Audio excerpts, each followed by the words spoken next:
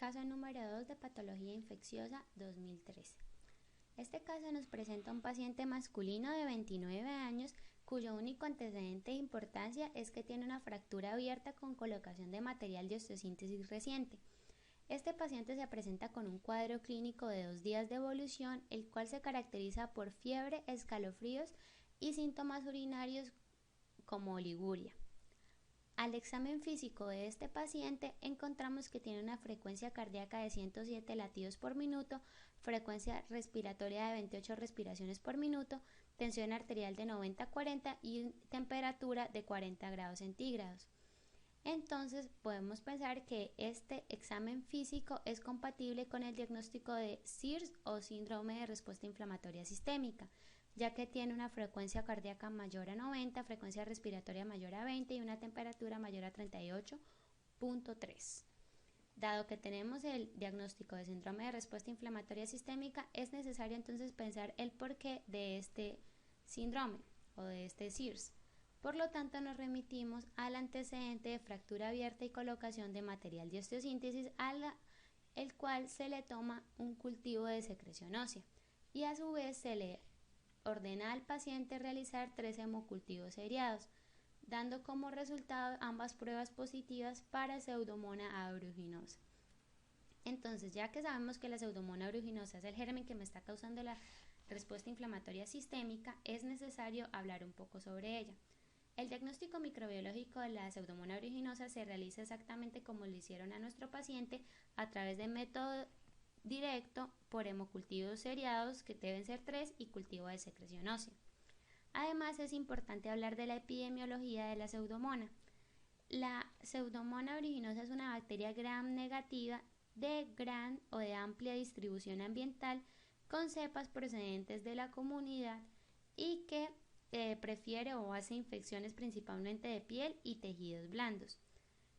Para el caso de nuestro paciente, se puede pensar que la vía de exposición fue la fractura abierta como tal y que es muy probable que la fuente de proliferación haya sido un ambiente húmedo con agua contaminada. Pero la Pseudomonas aeruginosa pudo causarme el síndrome de respuesta inflamatoria sistémica gracias a su virulencia. Y la virulencia de la Pseudomonas aeruginosa es una virulencia multifactorial. ¿Qué quiere decir esto? Que tiene diferentes factores que me van a activar la respuesta celular, como lo son las estructuras, la bilis y cápsula, o toxinas como la exotoxina A, exotoxina S, enterotoxina y endotoxinas, o incluso enzimas como la fosfolipasa, elastasas y proteasa alcalina. Estos factores como tal me van a activar lo que es los factores de virulencia como tal, me van a activar la respuesta celular del sistema inmune, en la cual va a estar conformada por macrófagos, linfocitos T, linfocitos B, monocitos, células dendríticas y megacariocitos. Y estos me van a inducir o a producir la respuesta humoral con citoquinas proinflamatorias como el factor de necrosis tumoral alfa, interferón gamma, interleuquina 1 beta, interleuquina 6, interleuquina 12, factor inhibidor de migración de macrófagos y el complemento. Entonces, estas quimioquinas o quimiosinas son las que me van a explicar lo que estábamos hablando ahorita, que es el diagnóstico de síndrome de respuesta inflamatoria sistémica. Ahora, si recordamos, dijimos que el cultivo de secreción ósea dio positivo para la Pseudomonas aeruginosa, por lo cual se hace el diagnóstico de osteomielitis. Y teniendo los diagnósticos de síndrome de respuesta inflamatoria más el diagnóstico de osteomielitis, sabemos que estamos hablando ya de sepsis, ya que la sepsis es el síndrome de respuesta inflamatoria sistémica más una infección confirmada. Siguiendo con el paciente, tenemos que también se realizaron paraclínicos en los cuales demuestra que, por ejemplo, tiene un cuadro hemático con leucocitosis porque tiene leucocitos en 51.600. Este resultado también nos apoyaría el diagnóstico de SIRS, pues ya lo teníamos hecho, pero es otra cosa que lo apoya. Tiene plaquetas en 33.000, lo que nos habla de que está cursando con trombocitopenia. Tiene un hematocrito de 15 y hemoglobina de 15 y hematocrito de 46%, se encuentran en valores normales. En cuanto a los gases arteriales, tiene una presión efectiva de oxígeno menor a 250 y un lactato de 3.8, lo cual me puede llevar a decir entonces que el paciente está cursando con hipoxemia por la presión efectiva de oxígeno baja y con acidosis mixta por el aumento del lactato. Y esto ya me está refiriendo o me está dando a entender que hay alguna disfunción orgánica. Además, las pruebas de función renal botaron creatinina y BUN aumentado, lo que quiere decir que tiene una disfunción renal también, ya que la creatinina se encontraba en 2.35 y el BUN en 47.5. En cuanto a los electrolitos, en la mayoría están en sus niveles normales a excepción del calcio, pero recordemos que tenemos un diagnóstico de osteomielitis ya realizado, entonces esta puede ser la razón. Entonces, teniendo el diagnóstico de sepsis y además ahora le sumamos que hay disfunción orgánica renal y además puede haber una disfunción orgánica en otras partes por la hipoxemia y la acidosis mixta, ya podemos hablar de un diagnóstico de sepsis severa, por lo cual es lo que le vamos a tratar a nuestro paciente, la sepsis severa.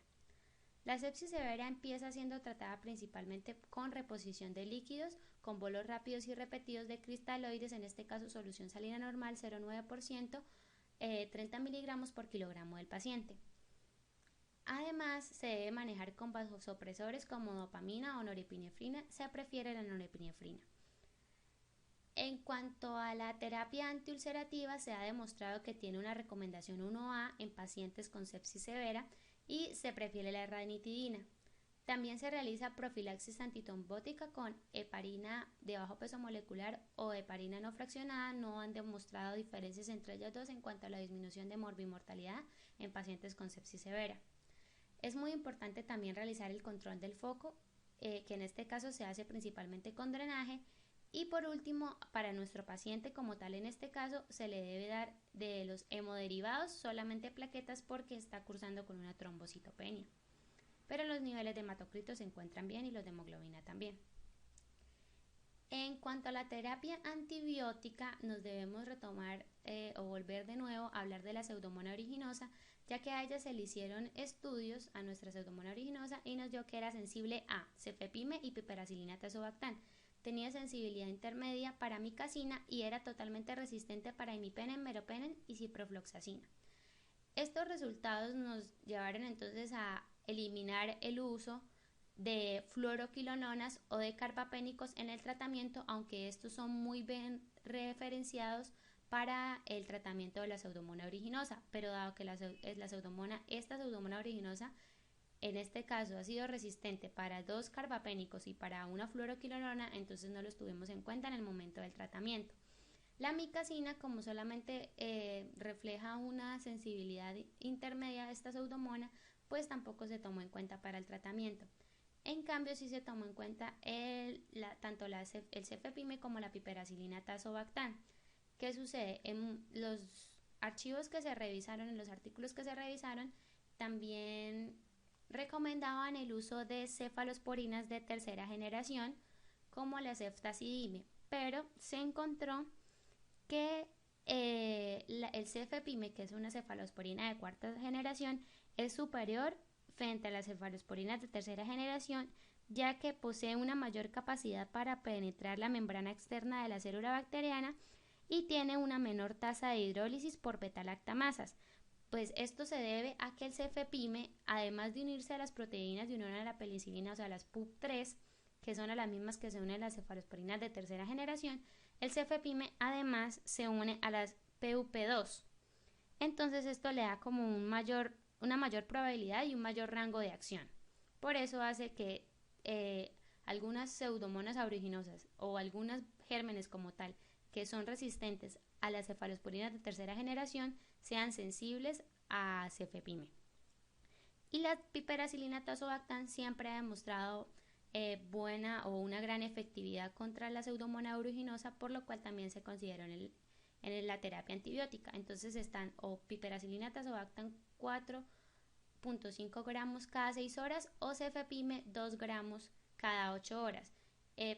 Si fuese nuestra escogencia, preferiríamos el cefepime, ya que al tener que consumir menos veces al día la dosis, entonces hay una mayor adherencia al tratamiento y una más fácil resolución del problema. Y ya por último, para hablar del pronóstico de nuestro paciente, entonces tenemos que en sepsis el pronóstico se puede hacer, pues, según la información que se consultó, se puede manejar un pronóstico mediante el uso de biomarcadores.